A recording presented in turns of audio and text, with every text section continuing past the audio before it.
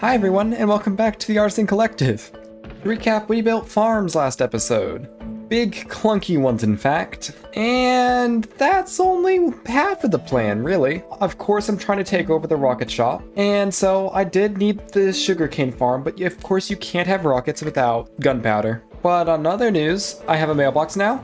And the water's gone. But back to gunpowder. So my plan to build a gunpowder farm really is quite simple. There's islands over there. I want to destroy the islands. Well, there's not much to destroy. They're kind of not exactly above the water as much as I would have hoped. Build a new island, destroy this, get rid of that tree, destroy that sign, and build something over it, really. And then build a nice, big, tall lighthouse where hopefully a creeper farm can sit inside of it, which, as you can tell, I've already kind of designed some stuff, or at least tried out some stuff, because I have all these lovely resources for this project. But there is one thing I'm gonna do that not many people will do. I see all sorts of tutorials and stuff for all these different farms, and you can follow them and whatnot. But seeing as I already started it with all my mechanical farms over there, I thought to myself, why not design this one myself as well? Now I will admit, whenever I first started designing the creeper farm, I did go and look at a tutorial. And then the tutorial didn't work, and then I said I could do it better. And because I said I could do it better, I went and I made my own design. And apparently I can't get up there. Aha, I made it. So is this farm gonna be the most fast and well-rounded farm? No, probably not. Is it gonna be the most efficient? Also probably not. But it's gonna be mine, and that's what's gonna make it special. So, let me finish tearing down this boat and all the extra stuff around here, and then I think it's time that we start off with just a little bit of a time lapse. I'm not gonna make you sit through all the stuff I did last time. Of course, you got to see my entire process on how I created the redstone machines for those farms over there. I'm not gonna do that this time, don't worry. The creation of the creeper farm is probably gonna be the shortest thing ever. It was indeed not the shortest thing ever. So just a moment. Oh, definitely not just a moment. Enjoy!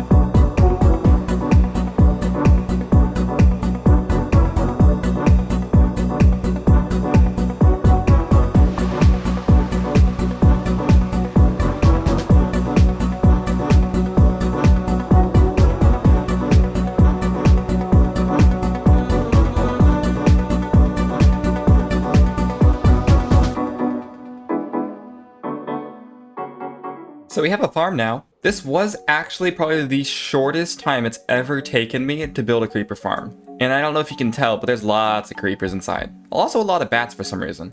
Though there's a few I want to guess.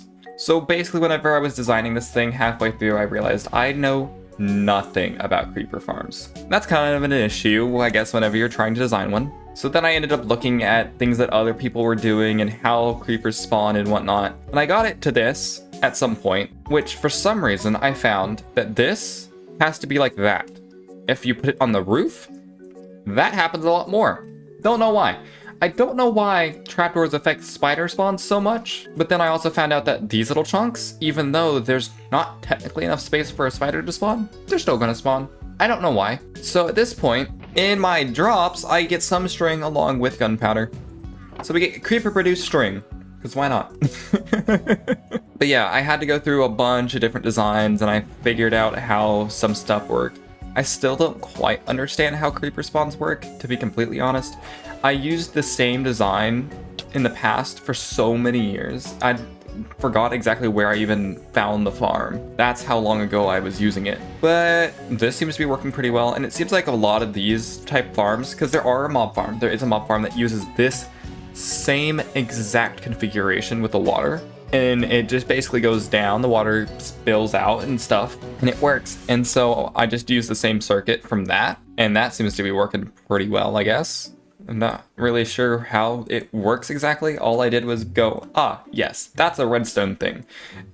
And put it on top and just hoped it worked. But then I found something actually really cool. I don't know if this has been found out by anybody, but if you have a signal from observers, you know how it double flashes, basically. It double ticks. It ticks once, then it ticks a second time.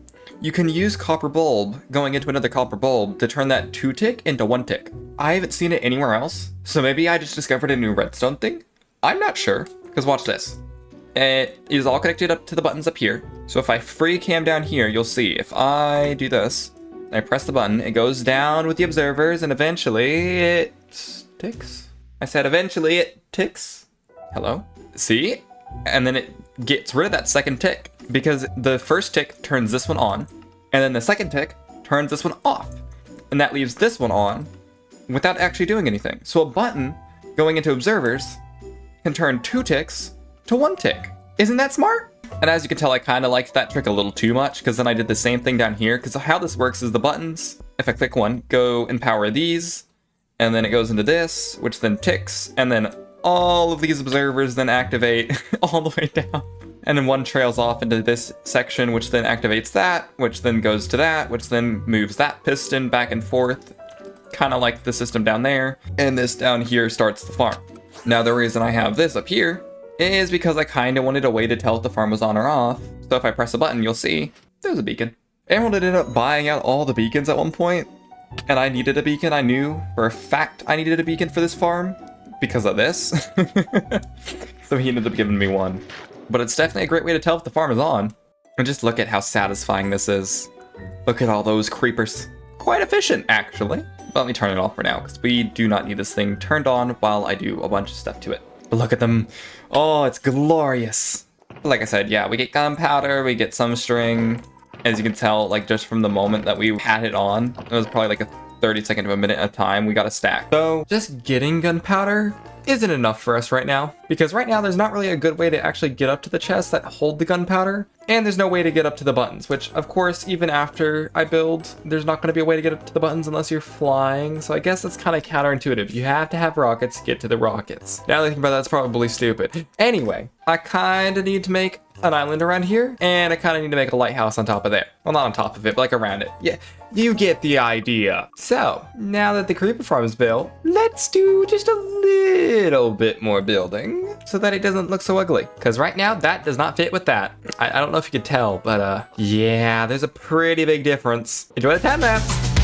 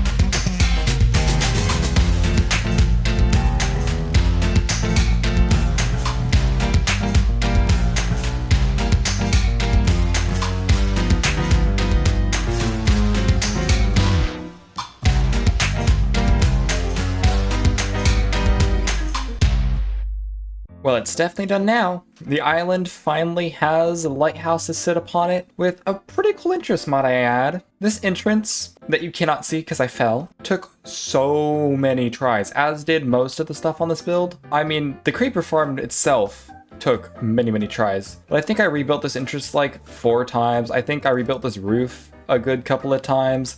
In fact, I even had to go back afterwards and add more lights to it, because apparently in my realm of knowledge, I forgot that slabs don't have transparency at all and light doesn't show through them. Like, it'll show you, it'll have weird bugs and glitches where you can see that there's light underneath, but light won't actually shine through. And so it caused a bunch of mobs to spawn on the roof and in a couple different places all over the place. Like, especially up here, I completely forgot to spawn proof up here, which kind of led to me having to add some more stuff just to kind of help. Thankfully, none of this can be seen from far away, as it just kind of blends in, and I was kind of hoping that that would be the case. Even up here had to be changed a little bit. I forgot that, yes, there's a bunch of light up here, But no, it does not reach all the way out to the edge. It only reached a couple of blocks in, so I ended up adding even more lights and even more slabs to this thing to actually spawn-proof it. And in the end, I finally had to go up here and add more because I accidentally blew this place up after I actually made it. I was coming out of the new AFK spot. I was just going in, right, and I AFK'd, and then I K'd out, and I came up here and it exploded. Whoops. But as you can see now, we actually have a way to get up to the activation point. This little spot here was what you saw beforehand, where it was the little ring with the 4 buttons. This is the exact same spot, and it still works the same way. It's still press a button and the farm activates. And that's the reason I had this in the first place, was so that I could see the farm was active. Because if I didn't have this, I wouldn't be able to really tell unless I came down to the little balcony looking window thing down here and looked inside, because I was smart and I actually added a little bit where you can see the original casing and you can look inside and you can see kind of what's going on. So if we're lucky, we're gonna see water go through like that. And then you can watch them kind of just fall from down up here or from down here, which probably has the most beautiful interior walls I probably could have chosen for this room, because I wanted to pay homage to the normal red and white that you find on most lighthouses. And I think this little lineup of these 2 blocks worked oh so beautifully. It's slightly dark than normal, which I think makes it work just so much better.